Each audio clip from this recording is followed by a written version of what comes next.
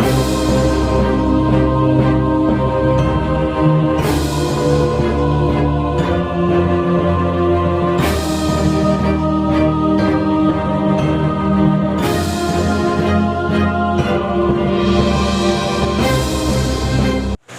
মা বগলামুখী দেবীর জয়। নমস্কার দর্শকবৃন্দ, আমি সোমনাথ চ্যাটার্জি, আর আপনারা উপস্থিত হয়েছেন আপনাদের প্রিয় চ্যানেল তন্ত্রবিজ্ঞানে। বিশ্বাস করি মা বগলার আশীর্বাদে আপনারা সকলেই খুব ভালো আছেন এবং অবশ্যই করে আপনারা আপনাদের সামর্থ্য অনুযায়ী অন্যদেরও ভালো রাখার সম্পূর্ণ চেষ্টা করছেন। এই প্যান্ডেমিক সিচুয়েশানটার মধ্যে এখনও সবাই সমস্যা থেকে বেরিয়ে উঠতে পারিনি। তো একটা অপ্রাসঙ্গিক কথা, মানে আজকের যে উদ্দেশ্য নিয়ে ভিডিওটা স্টার্ট করেছি সেটার ব্যতি রেখে একটা অপ্রাসঙ্গিক কথা বলছি। যদিও এই ভিডিওটা আমি হয়তো একদিন থাকবো না পৃথিবীতে, কিন্তু এই ভিডিওটা থেকে যাবে ইউটিউবে, সেদিনকে এই কথাটা অপ্রাসঙ্গিক হবে। কিন্তু এখন থেকে নিয়ে 7ই এপ্রিল পর্যন্ত, এই 7ই জুলাই পর্যন্ত, 7ই জুলাই 2021 সাল পর্যন্ত বিষয়টার প্রাসঙ্গিকতা থাকবে। সেটা হচ্ছে আমি 8 তারিখ ভোরবেলা তারাপীঠ যাব, 8 তারিখেই চতুর্দশী এবং 9 তারিখে আমাবস্যা। তো যারা মানে আগে তো রাশিফলের ভিডিওতে এই বিষয়টা বলে দিতে পারতাম, ফলে খুব সুবিধা হতো। তো যেহেতু ভিডিওটা আজকে বেরোবে এবং সেহেতু আপনারা সকলেই ভিডিওটা দেখতে পাবেন এবং জানতে পারবেন, এবং আপনাদেরকে বলবো যে এই ভিডিওর তলাতেই আপনারা আপনাদের নাম গোত্র বা যে কোনো ভিডিওর তলাতে বা যে কোনোভাবে কমেন্ট করে হোয়াটসঅ্যাপ করে আপনারা আপনাদের নাম গোত্র দিতে পারেন। এবং বেশ কিছু লিস্ট তো অলরেডি আছে আমার কাছে, যাদের এতদিন ধরে করে আসছি। তো আপনারা জানেন আমি কি করি, যে আপনাদের নামে একটা সংকল্প করি আপনাদের ভালো কামনার জন্যে। তো সেই কারণে এখানে কোনো টাকা পয়সার কোনো ব্যাপার নেই। যারা নিউ ভিউয়ার্স আমার বা যারা নতুন সাবস্ক্রাইব করেছেন তারা হয়তো ভাবতে পারেন যে আমি কোনো টাকা পয়সা ডিমান্ড করছি। না, কোনো টাকা পয়সার কোনো ব্যাপার নেই। ব্যাপারটা হচ্ছে আমি আপনাদের বলে থাকি যে আপনারা একটা আপনাদের নাম এবং গোত্রটা পাঠান, আমি আমার সংকল্পটাকে করিয়ে নেবো আমার পুজোর মধ্যে, যাতে করে আমি আপনাদের সবার হিতটা চাইতে পারি, আর কিছুই না। তবে এটা 7 তারিখ পর্যন্তই করবেন, কারণ 8 তারিখের থেকে আর আমার ইউটিউব কেন কোনো কিছুই চেক করার মতন সম্ভাবনা থাকবে না, কারণ বেশ কিছু ভারী কাজের দায়িত্ব নিয়ে আমাকে যেতে হচ্ছে। তো সেই কারণের জন্যই বললাম কথাটা। এবারে আসবো মেন প্রসঙ্গে। তার আগে আরেকটা কথাও বলবো যে আমি আজকের রাশিফল চ্যানেল দেওয়ার একটা খুব চেষ্টা করছি, কিন্তু এখানে একটা সমস্যা আছে এবং আমার একটা জেদও চেপেছে। আজকের দিনে দাঁড়িয়ে নিয়ার অ্যাবাউট 22-23 লাখ লোক আমার ভিডিও দেখেছেন, আর আমাকে সাবস্ক্রাইব করেছেন মাত্র 30-35 হাজার জন হবে হয়তো। তো যতক্ষণ না আমার 1 লাখ সাবস্ক্রাইবার পূর্ণ হবে, আমার জেদ চেপে গেছে যে আমি আপনাদের আর বিনা পয়সার ভালোটা করব না। আপনাদের আজকের রাশিফল তার সাথে আজকের দিনের যে প্রতিকারটা দিয়ে থাকি সেটা আর দেবো না। তার জন্য যারা সাফার করবেন তারা হচ্ছেন সেই 5,500-6 হাজার লোক যারা এতদিন যাবৎ বিষয়টাকে করে আসতেন। তাই আমি আপনাদের কাছে জোরহাত করে অনুরোধ করব, আপনারা চ্যানেলটাকে সাবস্ক্রাইব করে চ্যানেলের গ্রোথটাকে এনে দিন। আপনি সাবস্ক্রাইব করলে আমি পয়সা পাবো না, আপনি লাইক শেয়ার কমেন্ট কোনো কিছু করলেই আমি পয়সা পাবো না। এবং এগুলো আজকের দিনে দাঁড়িয়ে বোঝাতে হয় না, আজকের দিনে দাঁড়িয়ে বোঝাতে হয় না। এগুলো একদম গ্রামের দিকের লোককে হয়তো বোঝাতে হতে পারে, কিন্তু যারা মেট্রো শহরগুলোতে থাকে তাদেরকে এই কথাটা বোঝাতে হয় না, বা শহরতলিতেও যারা থাকে তাদেরকে বোঝাতে হয় না, কারণ ইউটিউব এখন এতটাই অ্যাভেলেবেল হয়ে গেছে। কিন্তু এটার দরকার পড়ে ইউটিউব আমাকে নজর করে। আমাদের ইউটিউব থেকে যে ইনকামটা হয় সেটা হয় আপনি যে ভিডিওটা দেখছেন সেই ভিডিওটার মধ্যে ইউটিউব কিছু অ্যাড চালায়, সেই পারমিশনটা আমরা দিই যে হ্যাঁ আপনি অ্যাড চালাবেন, ওই অ্যাডটা থেকে একটা পয়সা আসে। আর ইন্ডিয়াতে ইনকাম কত সেই সংক্রান্ত প্রচুর ভিডিও ইউটিউবে ভালো ভালো ক্রিয়েটাররা করে আছে, দেখে নেবেন। আমার সেই চ্যানেল নয়, আমার সেই উদ্দেশ্য নয়, সেই জন্য আমার ওই বক্তব্যতে যাওয়ার কোনো প্রয়োজনীয়তাই নেই। কিন্তু বিষয়টা হচ্ছে ইউটিউবের চোখে আমাকে একটু ভালো করে দিলে আমি তো আপনাদের ভালোটা করতে পারি। এই তো আজকে একটা ভালো ভিডিও দেব, এত কমন একটা জিনিস যা আপনার হাতের কাছে আছে সেটাকে আপনাদের সামনে পরিচয় করিয়ে দেবো, যেটার মাধ্যমে আপনি আপনার মাতাল বা অন্য কোনো নেশায় জড়িত ছেলেটাকে, মেয়েটাকে, কিংবা আপনার স্বামীকে, কিংবা আপনার ওয়াইফকে আপনি একটা সুস্থ রাস্তায় আনতে পারবেন। ভাই বোন সকলের ক্ষেত্রেই বিষয়টা প্রয়োগ করা যায়, এবং এত সিম্পল একটা উপায় যেটা খুব সহজে করে ফেলা যায়, এবং যেটা করার পরে আপনাকে কেউ টেরও পাবে না।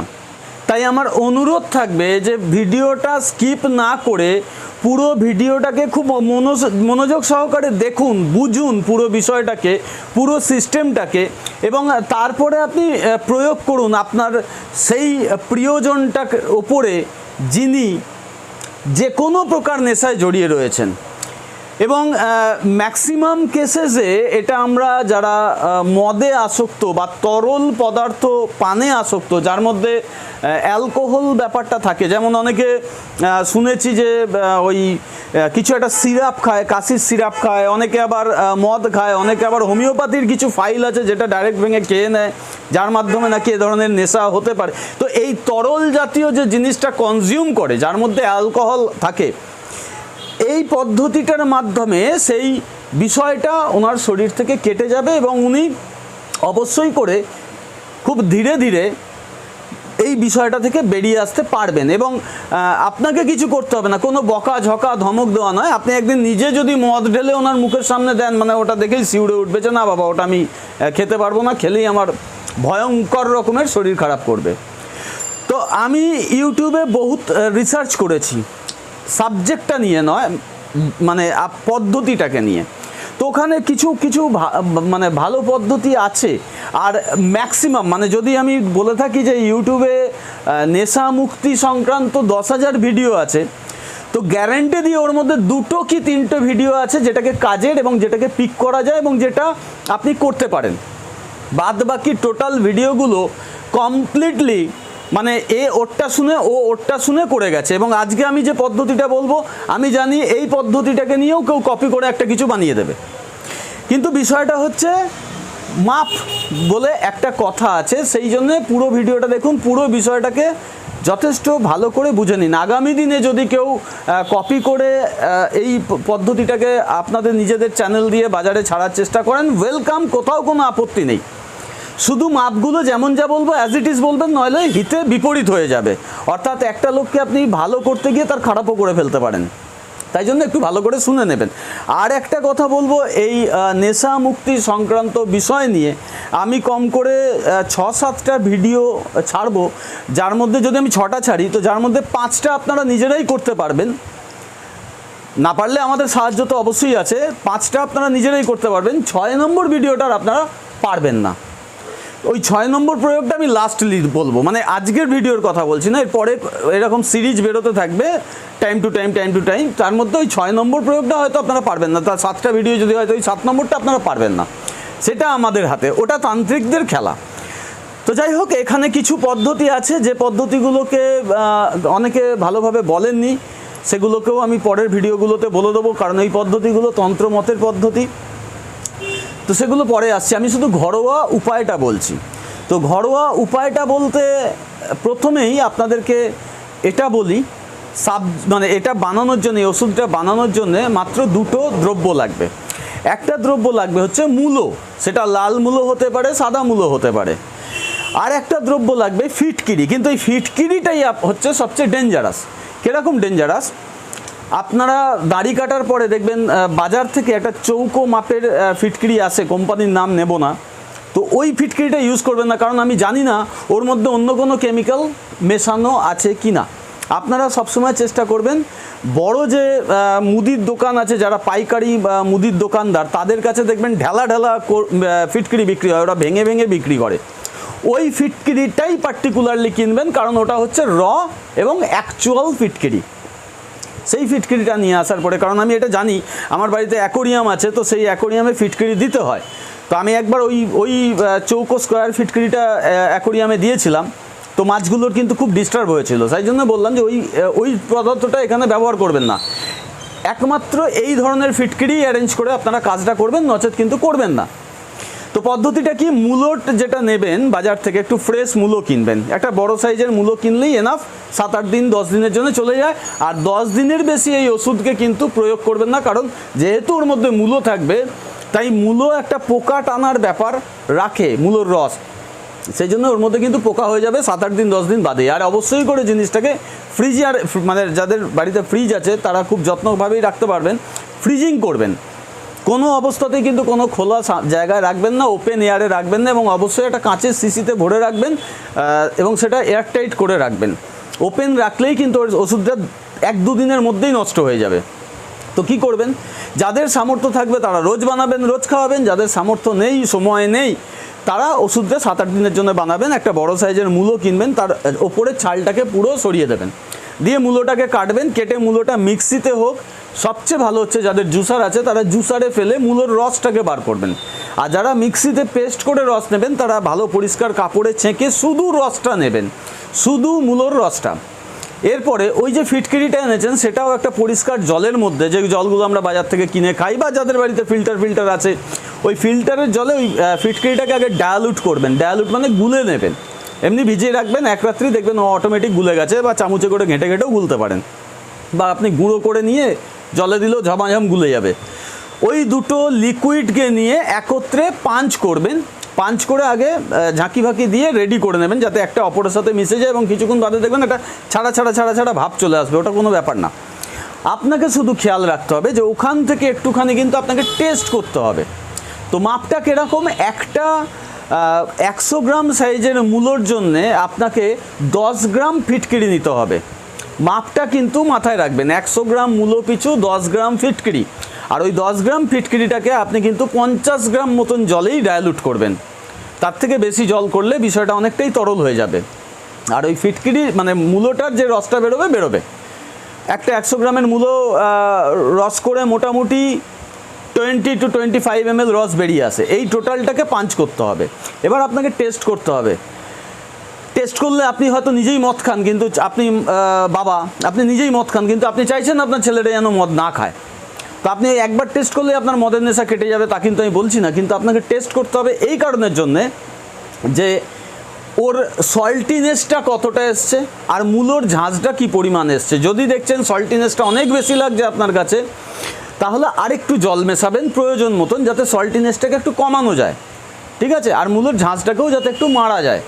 এরপরে ও যাকে খাওয়াবেন সে যে খাবারটা খাবে বাড়ির প্রত্যেকের জন্যই সেই রান্নাটা হবে, তাতে কোথাও আপত্তি নেই, কিন্তু রান্নাটার মধ্যে যে পরিমাণ নুনটা দেওয়া হয় সেটা একটু কমিয়ে দেবেন।